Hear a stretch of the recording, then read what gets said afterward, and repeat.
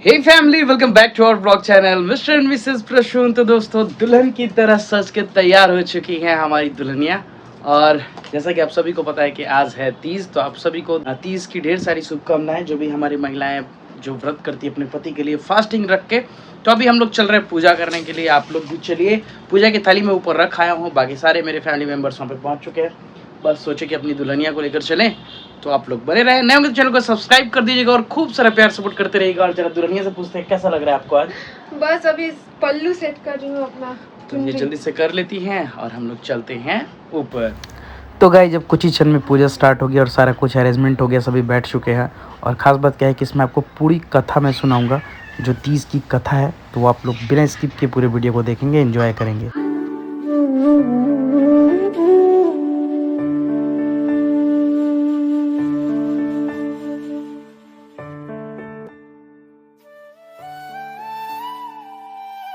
एगो फूल, अक्षत और चंदन लगा के ओजा रखल जाए दिया के पास।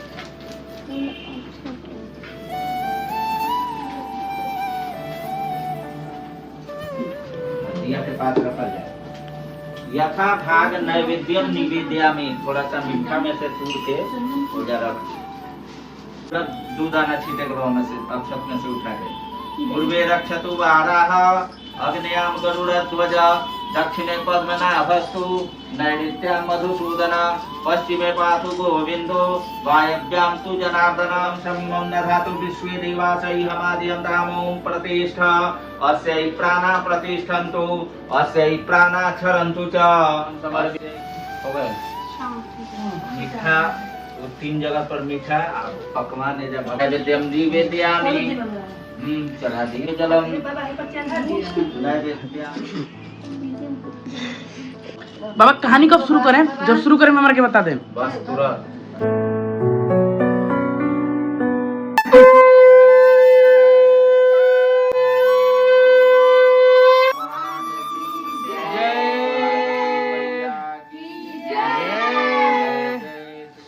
सूत जी कहते हैं, मंदार की माला से जिन पार्वती जी का केश पास अलंकृत है और मुंडों की माला से जिन शिव जी की जटा अलंकृत है, जो पार्वती जी दिव्य वस्त्र धारण की हैं और जो शिव जी दिगंबर हैं, ऐसे श्री पार्वती जी तथा श्री शिव जी को प्रणाम करता हूँ।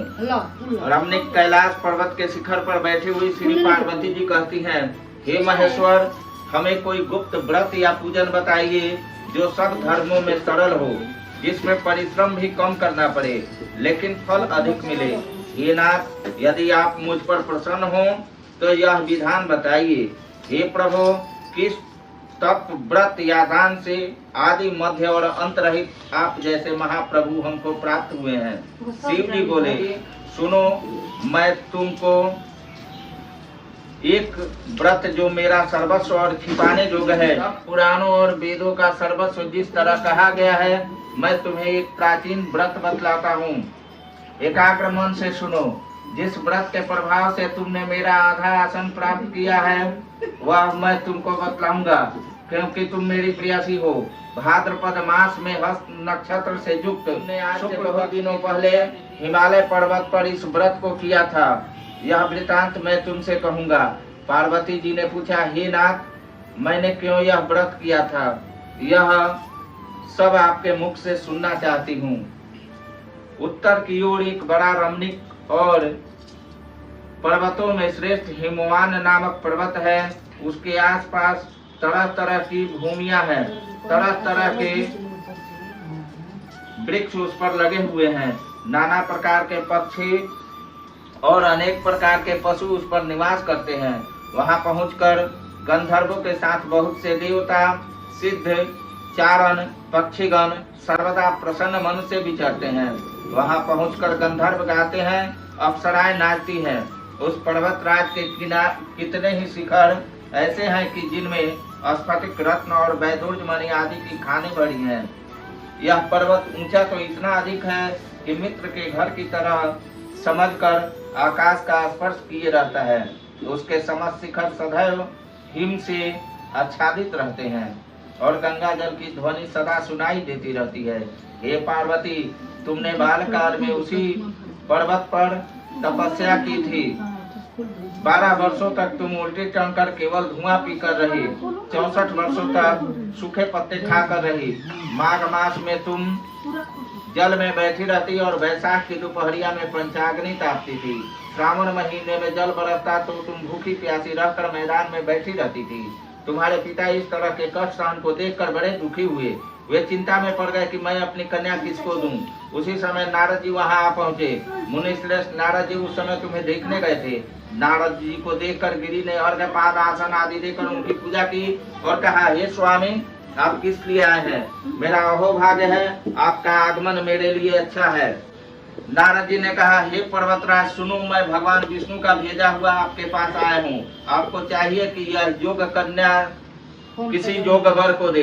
भगवान विष्णु के समान योगवर ब्रह्मा, इंद्र और शिव इनमें से कोई नहीं है, इसलिए मैं यही कहूंगा कि आप अपनी कन्या भगवान विष्णु को ही देवे। हिमवान ने कहा, भगवान विष्णु स्वयं मेरी कन्या ले रहे हैं और आप यह संदेश लेकर आए हैं तो मैं उन्हें अपनी कन्या दूंगा।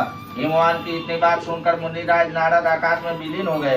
वे पीताम्बर, शंख, चक्र और गदाधारी भगवान विष्णु के पास पहुंचे। वहां हाथ जोड़कर नारद जी ने भगवान विष्णु से कहा, हे देव सुनिए, मैंने आपका विवाह पक्का कर दिया। उधर हिमवान ने पार्वती के पास जाकर कहा कि हे पुत्री, मैंने तुम्हें भगवान विष्णु को दे डाली। तब पिता की बात सुनकर तुम बिना उत्तर दिए ही अपनी सखी के घर चली गई। वहीं जमीन पर पड़कर तुम बड़ी दुखी होती हुई विलाप करने लगी। तुमको इस प्रकार विलाप करते हुए देखकर सखी बोली, तुम क्यों इतनी दुखी हो, इसका कारण बताओ। तुम्हारी जो कुछ इच्छा होगी मैं यथाशक्ति उसको पूरा करने की चेष्टा करूंगी, इसमें कोई संशय नहीं है। पार्वती बोली, मेरी जो कुछ अभिलाषा है उसे तुम प्रेम पूर्वक सुनो। मैं एकमात्र शिव जी को अपना पति बनाना चाहती हूँ, इसमें कुछ भी संशय नहीं है। मेरे इस विचार को पिताजी ने ठुकरा दिया है, इससे मैं अपने शरीर को त्याग दूंगी।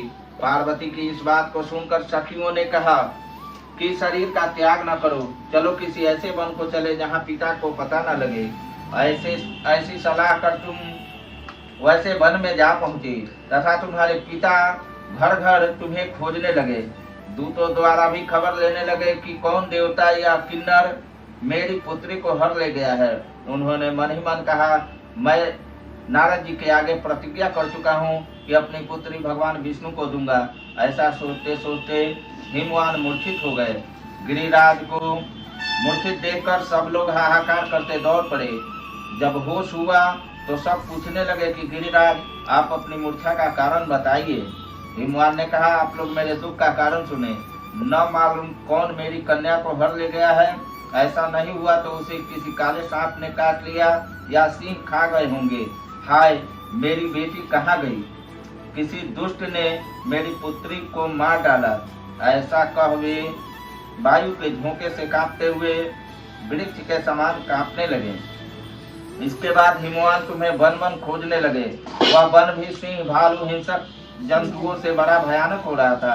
तुम भी अपनी सखियों के साथ उस भयानक वन में चलती चलती एक ऐसी जगह जा पहुंची जहाँ एक नदी बह रही थी। उसके रमणीय तट पर एक बड़ी सी कंदरा थी। तुमने उसी कंदरा में आश्रम बना लिया और मेरी एक बालिका में प्रतिभा बनाकर अपनी सखियों के साथ निराहार रहकर मेरी आराधना करने लगी। जब भाद्रपद शुक्ल पक्ष की हर्षयुक्त तृतीया तिथि प्राप्त हुई तब तुमने मेरा विधिवत पूजन किया और रात भर जाग कर गीत वाद्य आदि से मुझे प्रसन्न करने में बिताया। उस व्रतराज के प्रभाव से मेरा आसन डगमगा उठा, जिससे मैं तत्काल उस स्थान पर जा पहुंचा जहाँ पर तुम अपनी सखियों के साथ रहती थी। वहां पहुंचकर मैंने तुमसे कहा कि मैं तुम पर प्रसन्न हूँ, बोलो क्या चाहती हो। तुमने कहा, मेरे देवता, यदि आप मेरे ऊपर प्रसन्न हैं तो मेरे पति बने। मेरे तथा तो कहकर कैलाश पर्वत पर वापस आने पर तुमने वह प्रतिमा नदी में प्रवाहित कर दी और सखियों के साथ उस महाव्रत का पालन किया। हिमवान भी तब तक उस वन में तुम्हें खोजते हुए आ पहुंचे। चारों दिशाओं में तुम्हारी खोज करते करते वे व्याकुल हो चुके थे, इसलिए तुम्हारे आश्रम के समीप पहुंचते ही गिर पड़े। थोड़ी देर बाद उन्होंने नदी के तट पर दो कन्याओं को सोते हुए देखा। देखते ही उन्होंने तुम्हें छाती से लगा लिया और बिलख कर रोने लगे। फिर पूछा, पुत्री, तुम सिंह, व्याघ्र आदि जंतुओं से भरे इस वन में क्यों आ पहुंची? पार्वती ने उत्तर दिया, हे पिताजी, मैंने पहले ही अपने आप को शिव जी के हाथों सौंप दिया था। आपने मेरी बात टाल दी, इससे मैं यहाँ चली आई। हिमवान ने सांत्वना दी कि हे पुत्री, मैं तुम्हारी इच्छा के विरुद्ध कुछ न करूंगा। मैं तुम्हें अपने साथ ले घर आए और मेरे साथ तुम्हारा विवाह कर दिए। इसी से तुम्हें मेरा अर्धासन पाया है। तब से आज तक किसी के सामने मुझे यह व्रत प्रकट करने का अवसर नहीं प्राप्त हुआ। हे देवी, मैं यह बताता हूँ कि इस व्रत का हरितालिका नाम क्यों पड़ा। तुमको सतिया हर ले गई थी, इसी से हरितालिका नाम पड़ा। पार्वती जी ने कहा, हे प्रभु, आपने नाम तो बताया, अब इसकी विधि भी बताएं। इसका क्या पुण्य है, क्या फल है, यह व्रत कौन करे। श्री शिव जी पार्वती जी से कहते हैं, हे देवी, मैंने समस्त स्त्री जाति की भलाई के लिए यह उत्तम व्रत बतलाया है। जो स्त्री अपने सौभाग्य की रक्षा करना चाहती हो वह यत्न पूर्वक इस व्रत को करे।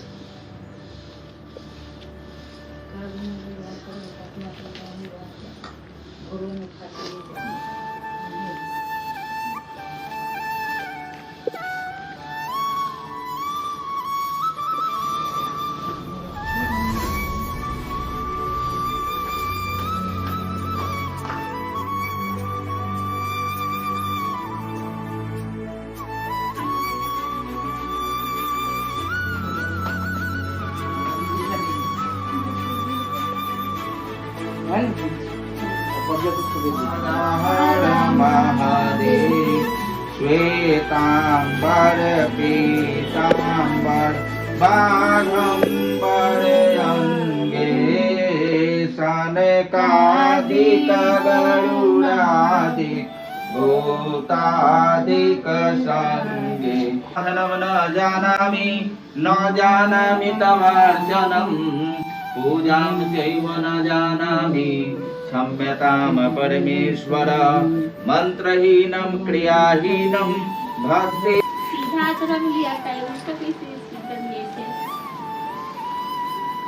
तो गाइस, इसी के साथ ये पूजा आज संपन्न हो गया।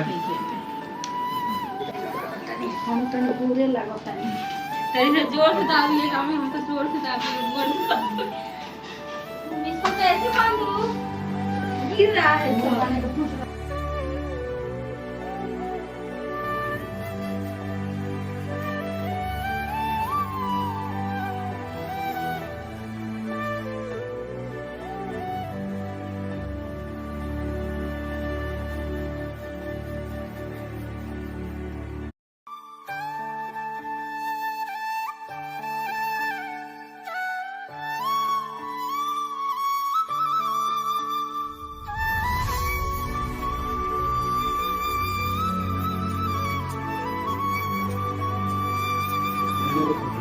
सिनेमैटिक।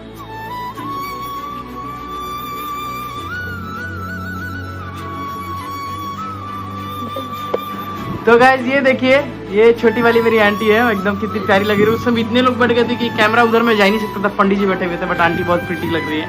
और ये लाल परी और एगो जल परी बोल तो खुशी नाम रख रही है यहाँ पे। चलिए तो गाइस, चलिए मिलते हैं आपसे एक अगले फ्रेश ब्लॉग में। तब तक के लिए खूब सारा प्यार सपोर्ट करते रहिए। अगला ब्लॉग बहुत ही स्पेशल